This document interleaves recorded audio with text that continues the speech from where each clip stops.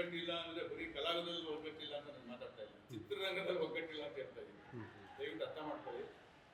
ಕಲಾವಿದರು 4 ಜನ ಯಾವಾಗ ಬೇಕಾದ್ರೂ ಬರ್ತಾರೆ, ಅವ್ರನ್ನ ಹೆಂಗ್ ಬಳಸ್ಕೋಬೇಕು ಅಂತ ನಮ್ಗೆ ಗೊತ್ತಿದೆ. ಚಿತ್ರರಂಗ ಬಳಸ್ಕೋಬೇಕು, ಅವ್ರನ್ನ ಎಲ್ಲಿಗೆ ಬರ್ಬೇಕು, ಅವರು ಏನ್ ಮಾಡ್ಬೇಕು, ಅವರು ರೆಡಿ ಇದಾರೆ ಮಾಡೋದಕ್ಕೆ.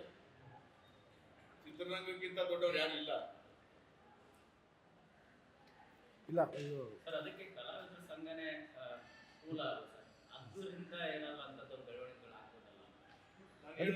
ಅದಕ್ಕೆ ಪೂರಕವಾಗಿ ನಿಮ್ಗೆ ಉತ್ತರ ಹೇಳಬೇಕು ಮೊದಲು. ಅದಕ್ಕೆ ಪೂರಕವಾಗಿ ಅವರು ಹೇಳಿದ್ದಾರೆ. ಪೂರಕ ಕೇರಳದಲ್ಲಿ ನಿಮ್ಗಂತ ಗೊತ್ತಿಲ್ಲ. ಅಲ್ಲ ಕೇರಳ ಅಲ್ಲ, ಇದಕ್ಕೆ ಪೂರಕವಾಗಿನೇ ನಾನು ಹೇಳುವಂಥದ್ದು. ಇದಕ್ಕೆ ವಿಚಾರ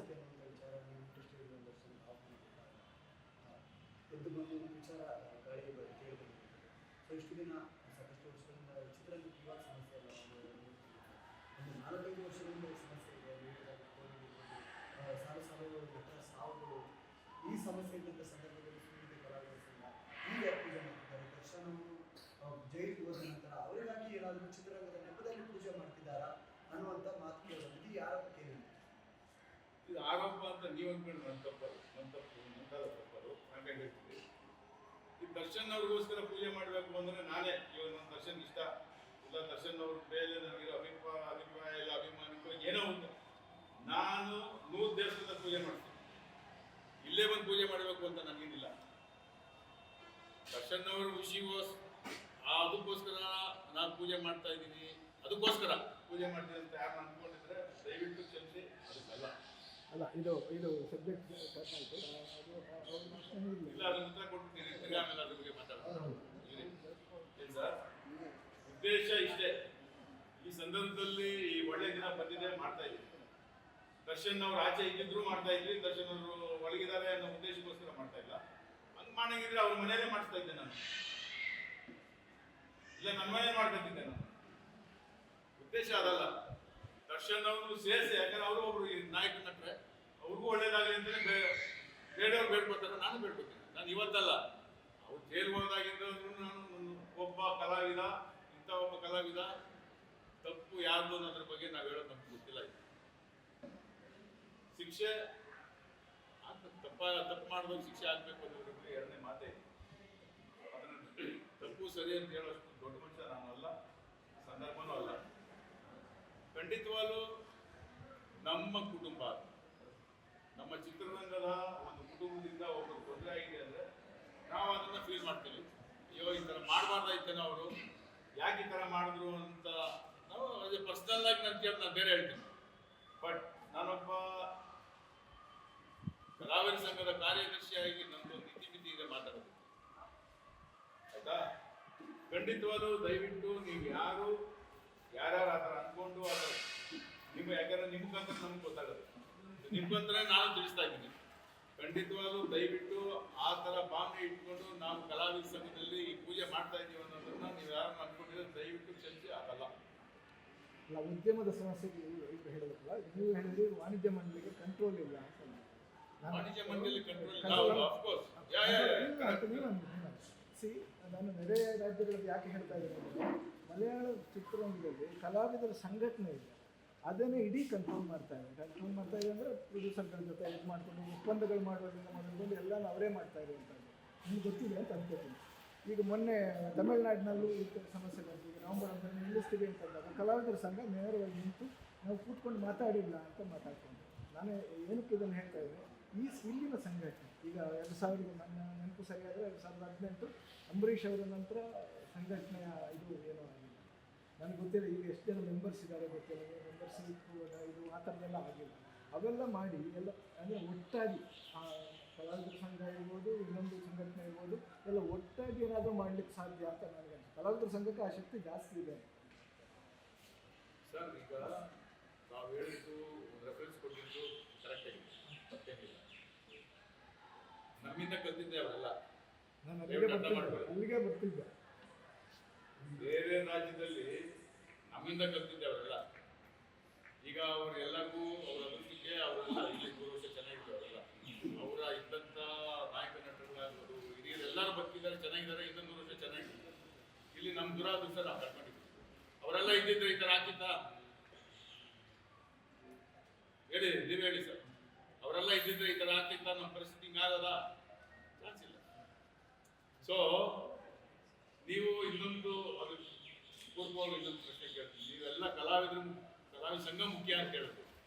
ಕಲಾವಿದ ಸಂಘ ಯಾವತ್ತೂ ಡಾಕ್ಟರ್ ರಾಜ್ಕುಮಾರ್ ಅವರು ಇದ್ದಾಗಲೂ ಮುಖ್ಯ ಕಲಾವಿದ ಸಂಘ ಅಂತ ಯಾವತ್ತೂ ಹೇಳಿಲ್ಲ.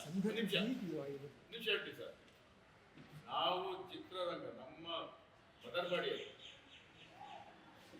ಕರ್ನಾಟಕ ಚಲನಚಿತ್ರ ವಾಣಿಜ್ಯ ಮಂಡಳಿ ಮದರ್ ನಮ್ಗೇನಂದ್ರೆ ಅವ್ರು ಏನ್ ಮಾಡ್ತಾರೆ, ಅವ್ರಿಗೆ ಎಲ್ಲಿ ಅಲ್ಲೇ ಅನ್ನದಾತರು, ಡಿಸ್ಟ್ರಿಬ್ಯೂಟರ್, ಪ್ರೊಡ್ಯೂಸರ್, ಎಕ್ಸಿಬಿಟರ್ ಇರೋದಲ್ಲಿ ಅವ್ರಿಗೆ ಕುಂದು ಕೊರತೆ ತೊಂದರೆ ಆದಾಗ ನಾವಿದ್ದೀವಿ ಅಂತ ದನಿ ಎತ್ತುತ್ತಾ ಇದ್ದಿದ್ದು ಅವರು ಪ್ರೊಡ್ಯೂಸರ್ ಕೂಡ ಕಲಾವಿದ ಸಂಘ ಡಾಕ್ಟರ್ ರಾಜ್ಕುಮಾರ್ ಅವರು. ಅಲ್ಲಿಂದ ಬರೋದು ನಮ್ಮವ್ರೆ ನಮ್ಗೆ ಹಿಂಗಾಗಿದೆ ಅಂದ್ರೆ ಅವರು ಅರ್ಥ ಮಾಡ್ಕೊಂಡು ಅಮ್ಮನ ಹತ್ರ ಮಾತಾಡಿ ಅವಾಗ ಯಾವ ರೀತಿ ಇದನ್ನ ಹೆಜ್ಜೆ ಇಡಬೇಕು ಮುಂದಕ್ಕೆ ಅನ್ನೋದನ್ನ ಅವ್ರು ಮಾಡ್ತಾ ಇದ್ರು. ಅವ್ರ ಹೆಜ್ಜೆ ಇಟ್ಟ ಮೇಲೆ ಎಲ್ಲರೂ ಹೆಜ್ಜೆ ಬರ್ತಾ ಇದ್ರು, ಎಲ್ಲರೂ ಎಂಟರ್ ಇಂಡಸ್ಟ್ರಿಗಳು. ಅರ್ಥ ಆಯ್ತಲ್ಲ, ನೀವು ನೋಡಿದಿರೋದೇನಿಲ್ಲ. ಇವತ್ತು ಬರುತ್ತೆ, ಇವತ್ತು ಆಗುತ್ತೆ, ಇಲ್ಲ ಅಂತ ಹೇಳಿಲ್ಲ. ಒಂದು ಅರ್ಥ ಮಾಡ್ಕೊಳ್ಳಿ, ಇವತ್ತು ಬರೀ ಕಲಾವಿದ್ರ ಮೇಲೆ ಬ್ಲೇಮ್ ಹಾಕೋದಲ್ಲ, ಬ್ಲೇಮ್ ಅಲ್ಲ, ಪಾಯಿಂಟ್ ಮಾಡೋದಲ್ಲ, ಸಾರಿ ಬ್ಲೇಮ್ ಹಾಕ್ತಾನೆ ಇಲ್ಲ. ವೆರಿ ಸಾರಿ, ಬ್ಲೇಮ್ ಅನ್ನೋದು ನಾನು ತಪ್ಪಾಗಿ ಯೂಸ್ ಮಾಡ್ತಾ ಇದ್ದೀನಿ. ಪಾಯಿಂಟ್ ಮಾಡೋದು ಬೇಡ ಅಂತ ಹೇಳ್ತಾರೆ. ಕಲಾವಿದ್ರ ಮೇಲೆ ಪಾಯಿಂಟ್ ಮಾಡೋದು ಬೇಡ. ಕಲಾವಿದ್ರನ್ನ ನೀವು ಯಾವಾಗ ಬೇಕು ಹೇಳಿ, ಯಾವಾಗ ಬೇಕು ಹೇಳಿ, ಯಾರು ಬರಲ್ಲ ಅಂತ ಹೇಳಲ್ಲ, ಎಲ್ಲರೂ ಬರ್ತಾರೆ. ಯಾಕೆ ಅಂಬರೀಷ್ ರವರು ಕಾಲವಾದ್ಮೇಲೆ ಎಷ್ಟೋ ಕಡೆ ಅಂಬರೀಷ್ ಅವ್ರು ಇದ್ದಾಗ್ಲೂ ನನಗೆ ಹೇಳೋರೆ ಕರ್ಕೊಂಡು ಹೋಗಂತ ಎಲ್ಲ ಎಲ್ಲೆಲ್ಲೂ ಹೋಗಿಲ್ಲ. ಪಾಪ ವಯಸ್ಸಾಗಿರೋರು, ಸರೋಜಮ್ಮ ಅವ್ರು ಬರೋರು, ಭಾರತೀಯಮ್ಮ ಬಂದ್ರು, ಎಲ್ಲ ಬರೋರು, ಇವತ್ತಿಗೂ ಬರ್ತಾರೆ ಸರ್. ಸಂಘಟನೆ ಏನ್ ಕೇಳ್ತೀನಿ ಅಂದ್ರೆ ಒಂದು ರೂಪ ಇರುತ್ತೆ ಸರ್, ಹೇಳ್ತೀನಿ ಕೇಳಿ. ನಮಗೆ ಇವತ್ತಿನ ಪರಿಸ್ಥಿತಿಯಲ್ಲಿ ಏನಾಗುತ್ತೆ, ಗೇಟ್ ಎಲ್ಲ ಕ್ಲೋಸ್ ಆಗಿದೆ, ಓಪನ್ ಆಗಿದೆ, ಡಬ್ಬಿಂಗ್ ಅನ್ನೋದು ಓಪನ್ ಆಗಿದೆ. ನಮ್ಮ ಚಿತ್ರರಂಗದ ಕಂಟ್ರೋಲ್ ಹೋಯ್ತು. ಆಡಿಯನ್ಸ್ ನಮ್ಮ ವ್ಯಾಪ್ತಿಯಲ್ಲೇ ನಮ್ಮ ಚಿತ್ರಗಳನ್ನು ನೋಡ್ಕೊಂಡು ಬೆಳ್ಕೊಂಡು ಬಂದ್ರು. ಯಾವಾಗ ಬೇರೆ ಭಾಷೆ ಚಿತ್ರಗಳು ಕನ್ನಡದಲ್ಲೇ ಬರಕ್ಕೆ ಶುರು ಆಯ್ತು, ಅವರು ಮನೋರಂಜನೆ ಬೇಕು, ನಾವು ಅವ್ರು ತಪ್ಪು ಅಂತ ಹೇಳೋದಿಲ್ಲ. ನಮ್ಮ ಕಲಾವಿದರ ಸಂಘದ ಅಂಬರೀಷ್ ಅವರೇ ಹೇಳ್ತಾ ಇದ್ರು, ಬರೋ ವರ್ಷ ಎಲೆಕ್ಷನ್ ಮಾಡಬೇಕು, ಅವ್ರನ್ನ ಏನ್ ಬೇಕೋ ಪ್ರೊಸೀಜರ್ ಪ್ರಕಾರ ಇರ್ಬೇಕು, ಮಾಡೋಣ ಅದು ಅಲ್ಲಿಗೆ ಬರ್ತದೆ. ಆಯ್ತಣ, ಮಾಡೋಣ. ನಮ್ಮ ದುರದೃಷ್ಟ ಅವ್ರನ್ನ ಕಳ್ಕೊಂಡಿದ್ವಿ ನಾವು. 25ಕ್ಕೆ ಇಟ್ಕೊಂಡಿದ್ವಿ, ನವೆಂಬರ್ 25ಕ್ಕೆ. 18ಕ್ಕೆ ಅವ್ರು ಕಾಲ್ ಮಾಡಿದ್ರು. 24 ನವೆಂಬರ್ 24, 25ಕ್ಕೆ ಜನರಲ್ ಬಾಡಿ ಇಟ್ಕೊಂಡಿದ್ದು ಏನಾಯ್ತು, ಲೈಟ್ ಅರೇಂಜ್ಮೆಂಟ್ ಆಗಿತ್ತು, ಎಲ್ಲರಿಗೂ ಇದಾಗಿತ್ತು, ಪಾತ್ರ ಇಳಿಸ್ತಾ ಇದ್ರು. ಅಷ್ಟೊತ್ತಿಗೆ ಮಂಡ್ಯದಲ್ಲಿ ಒಂದು ಆಕ್ಸಿಡೆಂಟ್ ಆಗಿದ್ದಕ್ಕೆ ತುಂಬಾ ಆಕ್ಸಿಡೆಂಟ್ ಆಗ್ತದೆ. ಅವ್ರು ಕಳಿಸ್ ಶುರು ಮಾಡ್ಬಿಟ್ರು. ಯಾವ ತತ್ತಿಂದ ನಾನು ನೋಡಿಲ್ಲ. ಆ ಸಂದರ್ಭದಲ್ಲಿ ಏನಾಯ್ತು, ಯಾವುದು ಇದು ಮಾಡಿ ನಾಳೆ ಯಾರಾದರೂ ಮೀಡಿಯಾದಲ್ಲಿ ಕೇಳ್ಬೋದು, ಅಲ್ಲಿ ಅಪಘಾತ ಆಗಿದೆ, ನೀವು ಇಲ್ಲಿ ಜನರಲ್ ಬಾಡಿ ಮಾಡ್ಕೊಂಡು ಊಟ ಮಾಡ್ಕೊಂಡು ಬೇಜಾರು ಮಾಡ್ತಾ ಇದ್ದೀರಾ ಅಂತ ಕೇಳ್ಬೋದು, ಹೇಳೋಕ್ಕಾಗಲ್ಲ, ಕ್ಯಾನ್ಸಲ್ ಮಾಡೋದು ಅಂತ ನಾನು ಬೆಳಿಗ್ಗೆಯಿಂದ 1 ಅವರಲ್ಲೇ 1 ಅವರ್ ಗಂಟೆಯಲ್ಲಿ ನೋಡ್ರು ಅಂತಂದು ನಾನು ನೋಡೋಣ ಬಂದ್ವಿ. ಲಾಸ್ಟ್ ಅದು ರೈತರು ಕೂತ್ಕೊಂಡು ಟಿವಿ ನೋಡ್ತಾ ಇದ್ರು. ಫುಲ್ ಬೆಳಿಗ್ಗೆಯಿಂದ ಮಕ್ಕಳು ಬಸ್ಸಲ್ಲಿ ಮುಳುಗಿದ್ರು, ತುಂಬಾ ನಾನು ಫಸ್ಟ್ ಟೈಮ್ ನೋಡಿದ್ದು ಅಂಬರೀಷ್ ಅಷ್ಟೊತ್ತಿಗೆ. ಆಮೇಲೆ ನಾನೇ ಮೀಡಿಯಾಗಿ ಮಾತಾಡ್ತಿದ್ದೇನೆ, ಮಂಡ್ಯಾಗ ಹೋಗ್ಬೇಕು ನಾನು, ಡಾಕ್ಟರ್ ಬೇಡ ಅಂತ. ಇಲ್ಲ ಇಲ್ಲಿಂದ ನಿಮ್ಗೆ ಮಾತಾಡ್ಸೋಣ ಅಂತ ಎಲ್ಲ ಚಾನಲ್ ಮಾತಾಡ್ತಿದ್ದೆ. ಆದ್ಮೇಲೆ ನಮ್ಮ ದುರದೃಷ್ಟ 25 ಆಯ್ತು, ಮತ್ತೆ ಆ ಸಂದರ್ಭಗಳು ಏನೇನೋ ಬಂತು. ಈಗ ನಾವು ಅದಾದ್ಮೇಲೆ ಏನಾಯ್ತು, ಕರೋನಾ ಬಂದಾಗ ಅಂಬರೀಷ್ ಅವ್ರ ಸ್ಥಾನದಲ್ಲಿ ಸುಮಲತಾ ಅಂಬರೀಷ್ ಅವ್ರು ನಿಂತ್ಕೊಂಡು ಇಲ್ಲಿ ವ್ಯಾಕ್ಸಿನೇಷನ್ ಇಂದ ಹಿಡಿದು, ಕಿಟ್ ಇಂದ ಹಿಡಿದು, ಮಿನಿಸ್ಟ್ರಿಗೆ ಮಾತಾಡ್ಬಿಟ್ಟು ಇಲ್ಲಿ ಅಕ್ಕಿ ತರಿಸ್ಬೇಕು, ಏನೇನು ನಿಂತ್ಕೊಂಡು ಮಾಡಿದ್ರು. ಅದಕ್ಕೆಲ್ಲ ನೀವು ಇದ್ದೀರಾ, ನೀವು ನೋಡಿದ್ದೀರಾ, ಇದೆಲ್ಲ ಬಂದು ಮಾಡಿದಂಥ ಸೇವೆನ ಅವರು ನಮ್ಗೆ ಇನ್ಸಿಸ್ಟ್ ಮಾಡೋರು. ಅಂಬರೀಷ್ ಅವರು ತುಂಬ ಇಷ್ಟಪಡ್ತಾ ಇದ್ರು, ದಯವಿಟ್ಟು ನೀವು ಎಲೆಕ್ಷನ್ ಮಾಡಿ 2-3 ವರ್ಷದಿಂದ ಅವರು ಹೇಳ್ತಾ ಇದ್ದಾರೆ. ಆ ಸಂದರ್ಭದಲ್ಲಿ ಒಂದೊಂದು ಈ ಥರ ಬರ್ತಾ ಇತ್ತು. ನಾವೇನು ಮಾಡಬಾರ್ದು ಅನ್ನೋ ಉದ್ದೇಶ ಇಲ್ಲ, ನಾನು ದೊಡ್ಡಣ್ಣನೇ ಇಲ್ಲಿ ಯಾವಾಗ ಇರಬೇಕು ಅನ್ನೋ ಉದ್ದೇಶ ನಮ್ಗೆ ಸತ್ಯವಾಗ್ಲೂ ಇಲ್ಲ. ಒಂದು ಡಾಕ್ಟರ್ ರಾಜ್ಕುಮಾರ್ ಅವರ ಆಸೆ ಒಂದಷ್ಟಿದೆ, ಡಾಕ್ಟರ್ ಅಂಬರೀಷ್ ಅವರ ಆಸೆ ಒಂದಷ್ಟಿದೆ. ಅದನ್ನು ಮಾಡೋದಕ್ಕೆ, ಬೆಳೆಸೋದಕ್ಕೆ ನಾವು ಆ ಒಂದು ಮಾತು ಜೊತೆಯಲ್ಲಿ ಹಂಚ್ಕೊಂಡಿರೋದ್ರಿಂದ ನಾವು ಅದನ್ನು ಮಾಡಬೇಕು ಅಂತ ನಮ್ಮ ಕೊನೆ ದಿನದವರೆಗೂ ಪ್ರಯತ್ನ ಮಾಡ್ತೀವಿ. ಸರ್ ಇದು ಪೂಜೆನೇ ಪರಿಹಾರ ಅಂತ ಅನ್ಸುತ್ತೀರಾ? ಎಲ್ಲ ಇದು ಮುಗಿಸಿ. ಪ್ಯಾನ್ ವರ್ಲ್ಡ್ ಪ್ಯಾನ್ ಇಂಡಿಯಾ ಈ ತರನೇ ಹೋಗ್ತಾ ಇದ್ದಾರೆ. ಇಲ್ಲಿ ಕಾಣಿಸ್ತಾ ಇಲ್ಲ ಸಿದ್ಧ ಸ್ಟಾರ್ಗಳು. ಸೊ ಪೂಜೆನೇ ಪರಿಹಾರ ಅಂತ ಅನ್ಸುತ್ತಾ ನಿಮಗೆ? ನಮ್ಮ ನಂಬಿಕೆ. ಸಿನಿಮಾ ಮಾಡಿದ್ರೆ ಬರೀ ಪ್ಯಾನ್ ವರ್ಲ್ಡ್ ಪ್ಯಾನ್ ಇಂಡಿಯಾ ಆ ಥರ ನಮ್ಮ ನಂಬಿಕೆ ಅಮ್ಮ, ಪೂಜೆ ಅನ್ನೋದು ನಮ್ಮ ನಂಬಿಕೆ. ಅದು ಯಾರಿಗೆ ನಂಬಿಕೆ ಇದೆಯೋ ನಂಬಿಕೆ ಇದೆಯೋ ನನಗೆ ಗೊತ್ತಿಲ್ಲ. ಎಲ್ಲರೂ ಬಂದಿದ್ದೀವಿ, ಶೂಟಿಂಗಲ್ಲಿ ಇಲ್ದಿರೋರು ಶೂಟಿಂಗ್ ಭಾಗವಹಿಸ್ತಿರೋರು ಬರಲ್ಲ, ಇದ್ದವರೆಲ್ಲ ಬರ್ತಾರೆ. ಸರ್ 13ನೇ ತಾರೀಕಿಗೆ ಮತ್ತೆ 13ನೇ ತಾರೀಕು ಯಾವ ಹೋಮ ಇರುತ್ತೆ? 13ನೇ ತಾರೀಕು ಏನು ಇರೋದು ಯಾರು ತಪ್ಪು ಮಾಹಿತಿ ಕೊಟ್ಟಿದ್ದಾರೆ. 13ನೇ ತಾರೀಕು 6 ಗಂಟೆಗೆ ಬಂದು ಹೋಮಕುಂಡಗಳನ್ನು ಹಾಕಿದ್ದಾರೆ. ಸಿದ್ಧತೆ ಬಹಳ ಮುಖ್ಯವಾದ ಬಹಳ ಮುಖ್ಯವಾಗಿ 13ನೇ ತಾರೀಕು ಸಾಯಂಕಾಲ 6 ಗಂಟೆಗೆ ಬಂದು ಋತ್ವಿಕರೆಲ್ಲ ಗೋಮೂತ್ರ ಹಾಕೊಂಡು ಶುದ್ಧಿ ಮಾಡ್ತಿರ್ತಾರೆ. ನೀವು ಅಡುಗೆ ಮಾಡಿಸೋದ್ರು ಅಷ್ಟೇ ಯಾವುದೇ ಕಾರಣಕ್ಕೆ ಬೆಳ್ಳುಳ್ಳಿ ಈರುಳ್ಳಿನ ಬರೆಸಬೇಡಿ. ಸುಬ್ರಹ್ಮಣ್ಯ ಸರ್ಪಶಾಂತಿ ಮಾಡಿಸ್ತಾರೆ, ಸರ್ಪೋಪನೆ ಮಾಡಿಸ್ತಾರೆ. ಯಾಕೆ ಅಂದರೆ ಭೂಮಿಗೆ, ಸಂತಾನಕ್ಕೆ, ಮಹದೈಶ್ವರ್ಯಕ್ಕೆ ಅವರೇ ಅಧಿಪತಿ ಇಲ್ಲ. ನನಗೂ ಚೆನ್ನಾಗಿ ಗಟ್ಟಿದಾಗ ಒಳ್ಳೆ ಶಕ್ತಿ ಇದ್ದಾಗ ನಾನು ಆ ದೇವರು ಈ ಪೂಜೆಯನ್ನು 75 ಆದ್ಮೇಲೆ ಯಾವಾಗ ಅಟ್ಟಾಕ್ಸ್ಕೊಂಡು ಹತ್ರ ಇದ್ದೀವಲ್ಲ ಅವಾಗ ಅನ್ನಿಸ್ತಾ ಇದೆ, ಓ ಇದೆಲ್ಲ ಮಾಡಬೇಕು ಅಂತ. ಹಾಗಾಗಿ ಬುದ್ಧಿವಂತರು ಜ್ಞಾನಿಗಳು ಕೇಳಿದ್ದನ್ನ ನಾವು ಮಾಡ್ತಾ ಇದ್ದೀವಿ. ಅವತ್ತು 14ನೇ ತಾರೀಕು ಬೆಳಿಗ್ಗೆ 8 ಗಂಟೆಗೆ ಸಂಕಲ್ಪ ಶುರುವಾಗಿದ್ದು 3 ಹೋಮಗಳಾಗ್ತವೆ. ಯಾವುದಂದ್ರೆ ಮೊದಲು ಯಾವುದೇ ಕಾರ್ಯಕ್ರಮ ಮಾಡಬೇಕಾದ್ರೆ ಗಣಪತಿ ಹೋಮ, ಅದಾದ್ಮೇಲೆ ಮೃತ್ಯುಂಜಯ ಹೋಮ, ಆಮೇಲೆ ಸರ್ಪಶಾಂತಿ. ಇದಿಷ್ಟಾದ್ಮೇಲೆ ಪೂರ್ಣಾವಧಿ ಆಗುತ್ತೆ. 12ವರೆಗೆ ಎಲ್ಲರಿಗೂ ಊಟಕ್ಕೆ ಆಗ್ತದೆ. ಅಷ್ಟೇ ಕಾರ್ಯಕ್ರಮ. ಯಾರ್ಯಾರಿಗೆ ಹೇಳಿದ್ದೀರಿ, ಯಾವ್ಯಾವ ಎಲ್ಲರೂ ಅಂತ ಹೆಸರುಗಳು ಹೇಳೋದಾಯ್ತು ಅಂತಂದ್ರೆ ಹೇಳ್ತೀನಿ.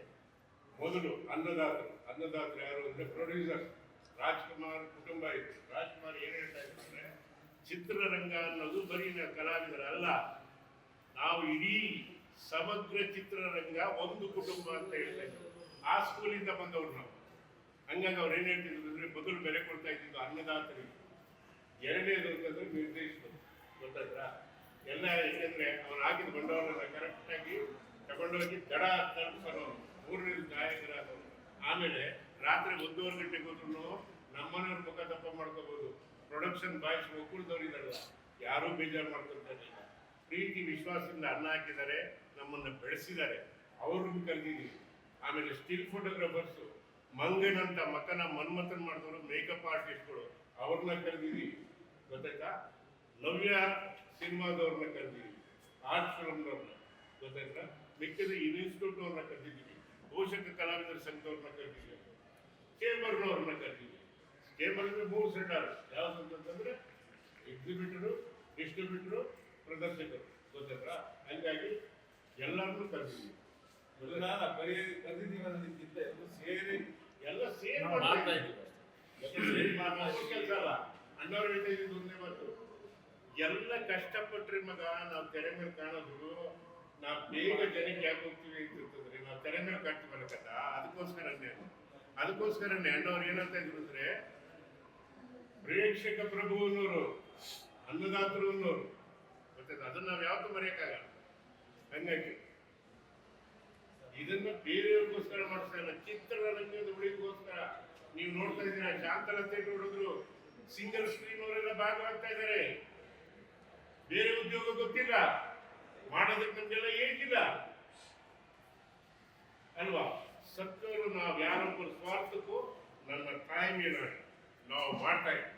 ನಾವು ಚಿತ್ರರಂಗದ ಇಡೀ ಎಲ್ಲ ಸಮಗ್ರ ಚಿತ್ರರಂಗದ ಉಳಿವಿಗಾಗಿ ನಮ್ಮ ಎಷ್ಟು ಚಿತ್ರಗಳು OTT ಪ್ಲಾಟ್ಫಾರ್ಮ್ ಸಿಕ್ಕಿದೆ. ನಿಮ್ಗೆ ಗೊತ್ತಿಲ್ಲದೆ ಏನಿದೆ, ನಾವು ದೊಡ್ಡ ಸರ್ ನೀವು ಹೇಳಿ, ನಿಮ್ಗೆ ಗೊತ್ತಿದೆ. ನಮಗಲ್ಲೊಂದು ನೆಲೆ ಬೇಕು. ಒಂದು ಮಹಾನ್ ಕೋಟೆ ಇತ್ತು, ರಾಜ್ಕುಮಾರ್ ಒಂದು ಮಹಾಕೋಟೆ. ಅವ್ರು ಇರೋವರೆಗೂ ಡಬ್ಬಿಂಗ್ ಬರಲಿಲ್ಲ, ಒಳಗಡೆ ಬರಕ್ ಬಿಟ್ಟು ಇರಲಿಲ್ಲ. ಈಗ ಅದೇ